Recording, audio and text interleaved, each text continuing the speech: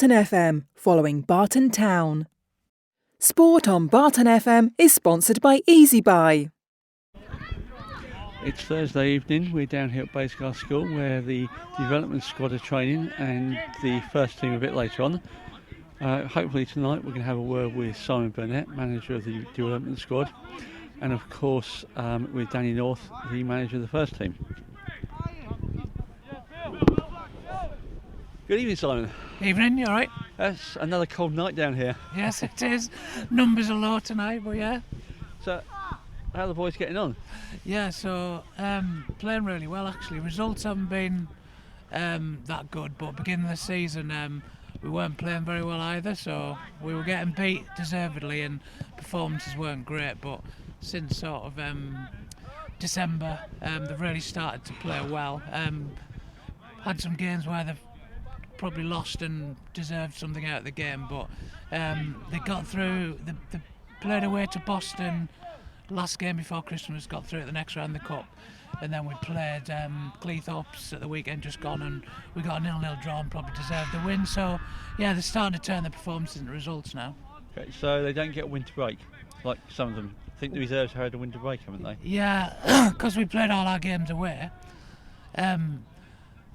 We've been playing on like 3Gs and better pitches than ours, so we've probably got more games in because we've played away. Right. We've got a lot of home games to come though Right. for the remainder of the season. I think we've all but 2 games are going to be at home. Okay. And home games are played what, here or down at the ground? Ground if we can. Right. So I think they're all scheduled in around the Hull City Ladies game, so we should, subject to weather, have all of them down at the ground apart from one. Right. Yeah, because obviously the weather's not been good. Yeah. So that's disturbed the pitch, so it's either gone from frozen to waterlogged. Exactly, and yeah. big puddles. Exactly. Well, I'm hoping the game on Sunday goes ahead because it's been cold, but it's been dry this week. So hopefully there's a bit of rain on Saturday forecast, but if that's not too bad, hopefully we'll have a game down at the Easy Buy. Okay, so what time and who are you playing? So it's 2 o'clock kick-off, playing Gainsborough Trinity, so they're quite high up in the league, but that was one of the games we played before Christmas where I think we lost 3-1, but we definitely deserved a point out of the game, and we've had a couple of comments from opposition's managers about how well we've played versus results, so that's always encouraging when you get that feedback from them. So yeah, hopefully we can get a result there. Okay, so if what sort of age group again is this? This is up to 18s, isn't it? Yeah, so it's a mixture of the younger ones I had last season, so they were under 17s, now they're under 18s. And then the under 16s, the majority were playing for Sean's team last year, under 16s, now they're under 17s, so it's a mixed age group. The league's under 18s, but it's a mixed age group across 2 years.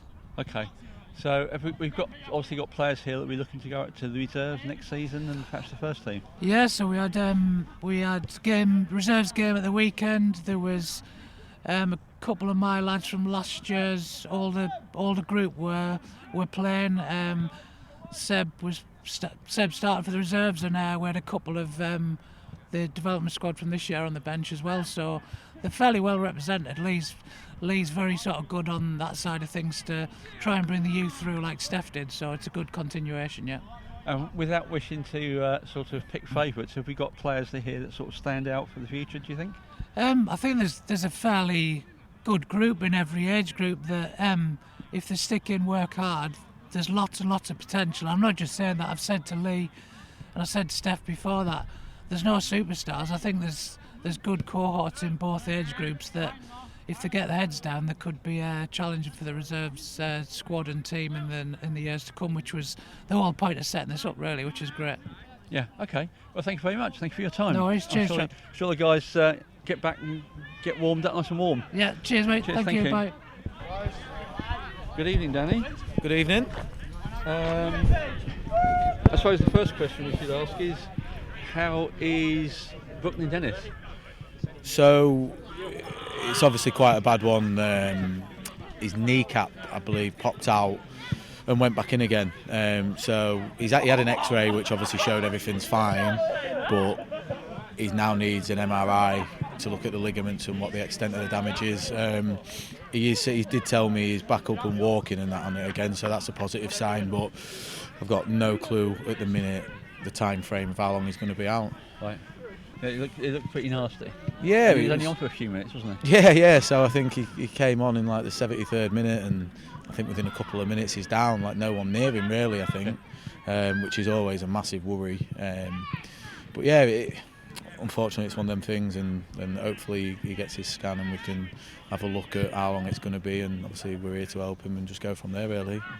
So Tuesday, it was Saturday, wasn't it? Albion Sports, 2-1. Yeah. Was that disappointing? I know they're doing quite well. Yeah, it was. I felt over the 90 minutes we were the better team, but ultimately where it matters is in both boxes, and we come up short there. So they've come and they've obviously done a job on us. We've had chances, we've not taken them, and then even the goals we concede, it's not like we've been carved open. It's our own doing, which is frustrating because it seems to be a pattern through the season so far. Some of the goals we concede, but not to take away from us too much, because we have been on a good run. I think that's the first defeat in 6 in the league after 3 wins and 2 draws. So we just need to react to that now and bounce back and go on another run. Okay. So this weekend we're at Goldcar, weather permitting, which hopefully, I think the weather's supposed to be improving slightly, so we shouldn't get a frozen pitch. They had quite a good win against Campion, I think, at the weekend. Yeah, looking at the results they've had there, I think it was 5-2 against Campion, which obviously Campion are flying. They put 6 past Hallam, they beat Albion, and then the bit of inconsistency really, because they're beating the good teams, and then some of the results are fantastic. Yeah. And then some of the teams you'd probably expect them to beat, they maybe struggle a little bit against, but we're under no illusions. It's going to be a tough game. I think if we beat them, we go ahead of them, so that's an incentive on its own. The goal difference is similar to ours, so I think in and around it'd be a good game. Like I say, a tough one, but I'll always back us to beat anyone in this league. So you mentioned about the sort of inconsistency. Is that something that's perhaps an issue at this level? Games are inconsistent, teams are inconsistent from one game to the next, perhaps. Yeah. Due to the availability of players and perhaps the quality of the players. Yeah, there's that, and lack of games as well at times. Obviously, I think that plays a massive part. You can train as much as you want, but when you're having games off, it's going to affect that, especially if you're on a good run.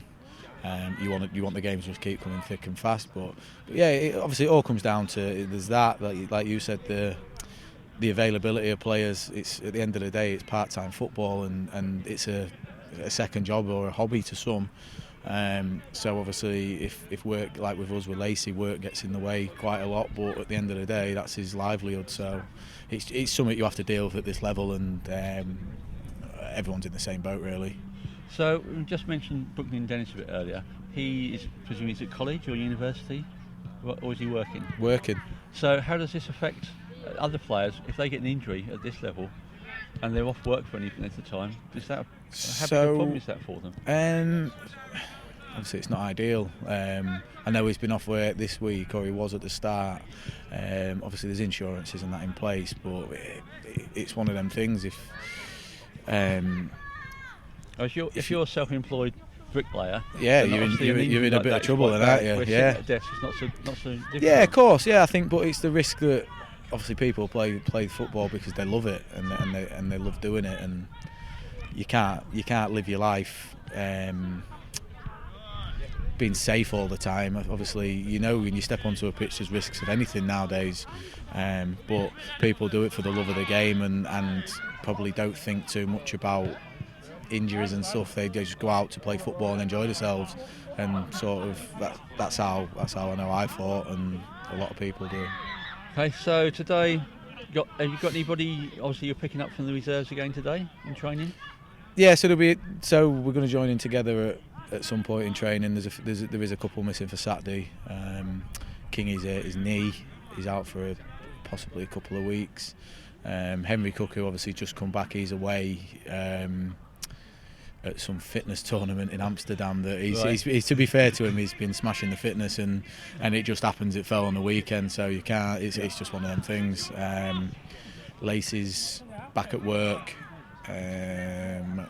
Kean's having an operation tomorrow on a hernia, so Right. that'll be probably a 6 to 8 week job. So yeah, there's a few missing, but the reserves obviously haven't got a game Saturday now with Sleaford dropping out of the league, so there will be a couple coming with us, and if the game's on and they'll be getting game time, Okay. chance for them to impress. Thank you very much, Danny. I think the boys are jogging around the pitch. Peter Wynn's got them going, getting a bit warmed up. Thanks very much. They need it. Nice Cheers. one. Cheers, Trev. Thanks. Thank you.